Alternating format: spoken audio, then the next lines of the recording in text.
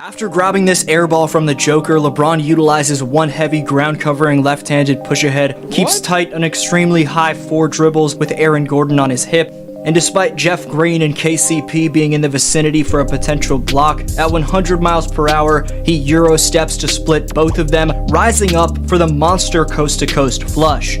Stay tuned for more plays like that one broken down in this video. Right quick, to support my business, please help the channel reach 100K by subscribing if you enjoy the content. Your support is greatly appreciated.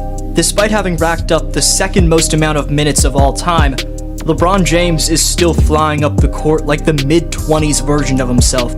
The King just became the oldest player to post 3 straight games of scoring 30+ points since Michael Jordan in 2002. Defying father time at a mind-boggling rate, LeBron James is inhumane, still proving himself as one of the best players in the NBA. I can't stress to you enough how insane it is what LeBron's doing right now, and we should all come together to appreciate the physical specimen we're witnessing while we still can. Aside from the vicious vertical jump, somehow still holding up after 8 straight years of making the finals last decade in Cleveland and Miami, and continued longevity displayed in LA, you can't help but be inspired by the passion for the game this man still has in year 20. Purely in terms of athleticism, with his speed at his stature, you could argue LeBron's one of, if not the greatest athlete in the history of mankind. Basic evolution entails the greatest athletes ever are those in which we've witnessed over the last 20 years. Olympian Michael Phelps won 23 gold medals in the pool, and Usain Bolt won 8 gold medals on the track. Either of those two could be the GOAT athlete. However, legends who were around long before the last 2 decades also have solid arguments. Bo Jackson was both a Pro Bowler in the NFL and an All-Star in the MLB. We can't dismiss the greatest heavyweight boxer of all time in Muhammad Ali, or the NHL's all-time leading scorer in Wayne Gretzky.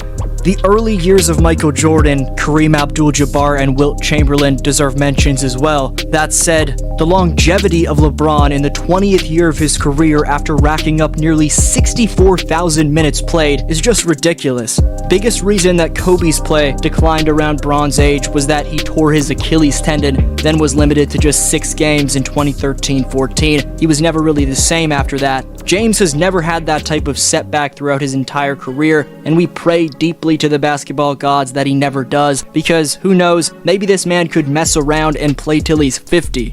LeBron followed in the footsteps of Magic and took the game to a whole different stratosphere with his ability to handle the basketball at 6 foot 8 inches tall. Here, he shows off a bit of that sauce, as this instinctive dribble combo results in a momentum going downhill. Jokic is more worried about AD based off all the hype Davis has been getting, and on this attack, watch the lengthy stride to the basket Bron makes to gather force for a beastly rise up and finish. On this transition oppo, after getting it from Schroeder, I'd say about 80% of players would have looked elsewhere than Dennis, who just handed it off to him, but LeBron reads that Dennis is on the weak side, so he completes the give and go. Damn smart facilitation, which a lot of players of LeBron's archetype could learn from.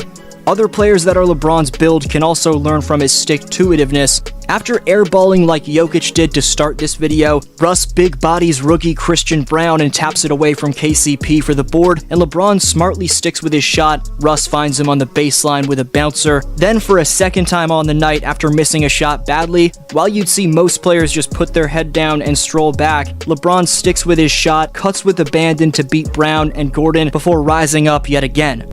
Darvin Ham's offense is beautifully spaced out right here, and after LeBron drives into a jab step while receiving a perfect on-ball from Pat Bev, who pops out, watch how LeBron just swiftly stops on a dime and changes direction before locating Pat. A solid contest from DeAndre Jordan on a James trailer 3-pointer isn't good enough right here. On these shots with defenders 0 to 2 feet near him, under those heavily contested attempts, LeBron ranks just behind Jason Tatum in field goals per game. High pick and roll with AD sees James tumble down the lane, momentum right, momentum left, before bodying off the Joker and fending off Bruce Brown for the offhanded finish. Could have been a foul as well. But AD was forced to leave this game, and I just want to say that since my Davis video, he's been disappointingly injury prone.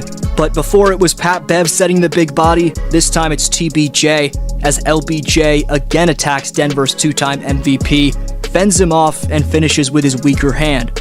If this was 2011, I guarantee you this baseline attack would have been a blow-by and reverse throwdown all day. A bullet to Pat Bev in the corner also works.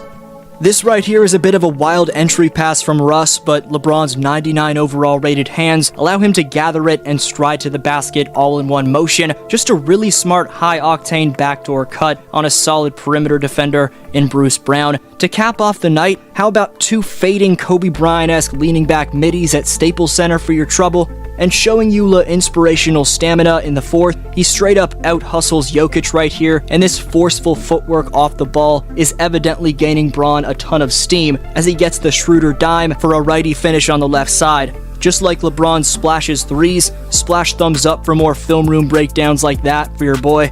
Before you go, I didn't tell you guys this, but one of the Boston Celtics top players liked up an Instagram video of mine. Go check out which Celtic did that on my Instagram. And if you enjoy that mixtape along with other edits I have on Insta, follow up at DFlowHoops. Regardless of whether you follow that account, thanks for all the love you guys show my videos. Can't say enough about what that means to the growth of my platform.